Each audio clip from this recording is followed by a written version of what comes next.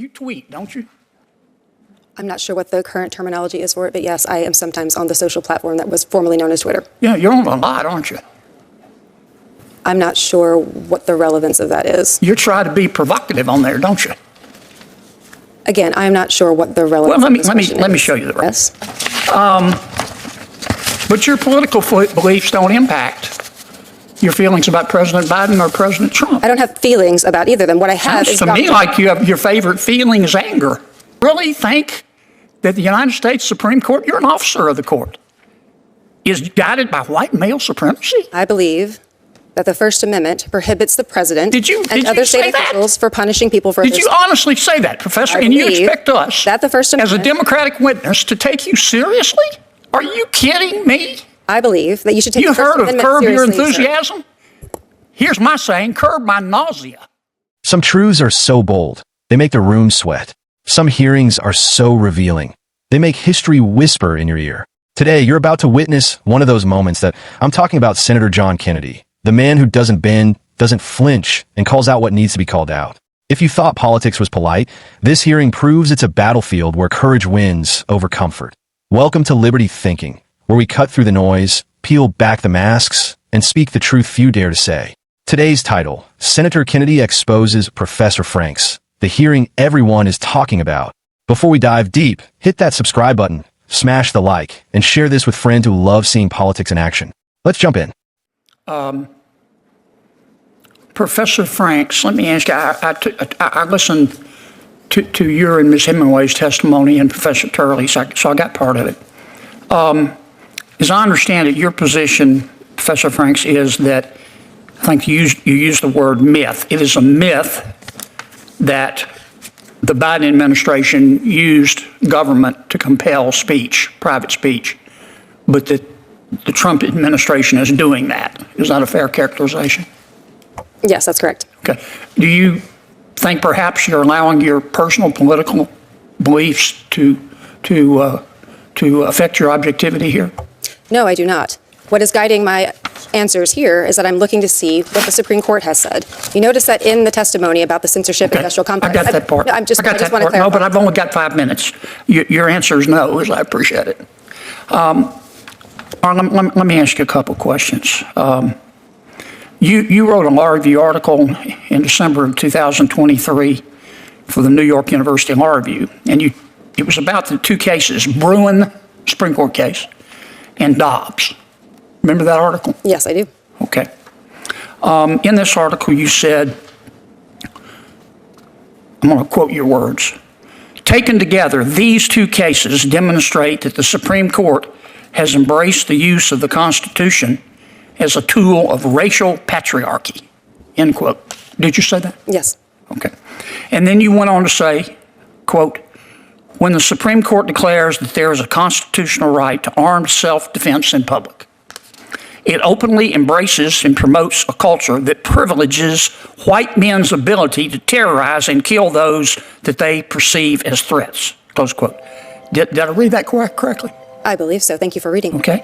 And did you also say in that article, I'm going to quote again,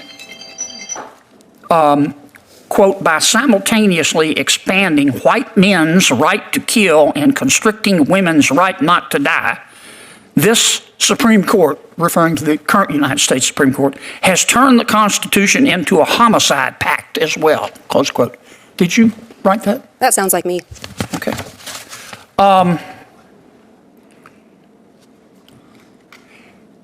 In November of 2024, you tweet, don't you? I'm not sure what the current terminology is for it, but yes, I am sometimes on the social platform that was formerly known as Twitter. Yeah, you're on a lot, aren't you? I'm not sure what the relevance of that is. You try to be provocative on there, don't you? Again, I'm not sure what the relevance of this question is. Let me show you the relevance. On November 7th, 2024, from your tweet, here's one of your tweets at 2:41 p.m., quote, "The majority of Americans hate women. The majority of Americans hate women more than they love anything, including democracy," close quote. Did I read that correctly? I am not sure what this has to do with the subject matter of this. Did you say it?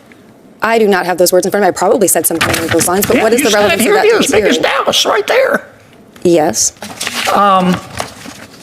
But your political beliefs don't impact your feelings about President Biden or President Trump. I don't have feelings about either of them. What I have Sounds is to me like your favorite feeling is anger. Let me ask you this. You issued another tweet. This was in May of 2022. You've just been tweeting up a storm. You said, quote, "There's a reason why the conservative-dominated Supreme Court thinks the Constitution does not contain a right to an abortion, but is convinced that it contains an individual right to possess firearms. And that reason is white male supremacy," close quote. Did I read that correctly? Is there a question in this? Did I read that correctly? That's Is there my a question that is relevant to this hearing? Did I read that correctly? Do you really think that the United States Supreme Court, you're an officer of the court, is guided by white male supremacy? I believe that the First Amendment prohibits the president and other state officials for punishing people for Did you honestly say that, Professor? And you expect us, that the First as a Amendment, Democratic witness, to take you seriously? Are you kidding me? I believe that you should take You the First heard of Amendment curb your seriously, sir. enthusiasm? Here's my saying, curb my nausea. Here's the full picture. Kennedy didn't just question Professor Franks to make headlines. He did it because Americans deserve clarity. Clarity about those who influence law, policy, and public perception. Franks had a series of statements and tweets that were provocative at best, incendiary at worst. She claimed the Supreme Court is a tool of racial patriarchy and turned the Constitution into a homicide pact. She openly criticized Americans as hating women more than democracy itself. Now, think about it.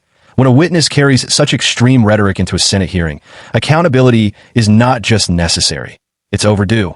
Kennedy, in my opinion, stepped in bravely because I always say, truth fears no spotlight, but lies thrive in the shadows. Let's talk about strategy. Kennedy didn't attack. He exposed that he systematically went through Frank's Law Review article, reading aloud her claims about white male supremacy and violence under the Supreme Court. He didn't just read them. He paused, let the words sink, and made the audience feel the gravity to "here's my take. I believe bravery is measured by your willingness to stand when the room whispers stay silent." Kennedy didn't whisper. He roared. And here's a truth I always say. A senator who walks into the storm carries the lightning, not the umbrella. Comment below if you agree. Do you think Kennedy's approach here was the right kind of bravery? Share your opinion. I want to hear it. Kennedy didn't stop at articles. He pulled up Frank's tweets, 2022 and 2024, where she accused Americans of hatred and claimed the court is driven by white male supremacy. This is crucial because it shows how personal ideology bleeds into professional testimony. Kennedy highlighted it masterfully.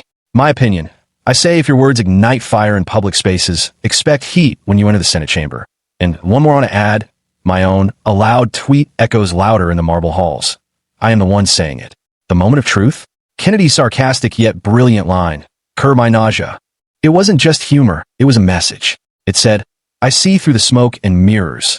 He exposed arrogance, intellectual posturing, and extreme rhetoric with one punchline that in my view, Kennedy was the brave one. The one who refused to let ideology overshadow reality. He didn't yell, he didn't attack. He clarified, questioned, and revealed. That is courage. I always say, courage is a lantern, words are the wick. Without both, the room remains dark. Here's what I believe. This hearing exposed more than extreme statements. It exposed a broken system where ideology can walk freely without accountability. The solution? Hearings should weigh past rhetoric and social media history in evaluating credibility. Transparency is the remedy, and bravery like Kennedy's should be celebrated and emulated. And this is mine. Truth without courage is a candle. Courage without truth is a spark. I am the one saying it. Kennedy brought both, and that's why this hearing matters. If you agree, smash the like, subscribe, and share this video. Let's get the discussion going. What would you do if extreme rhetoric entered the Senate chamber? Comment below. I want to hear your thoughts. Senator Kennedy showed us what it looks like to stand firm in a room full of extreme opinions. He reminded us that accountability isn't optional, bravery is timeless, and words have consequences. Remember, if you love seeing political courage in action, hit subscribe, like the video, and share your thoughts below. Your opinion matters. Let's keep the discussion alive, because liberty thrives when we speak, question, and challenge. This is Liberty Thinking, signing off, but the conversation doesn't end here.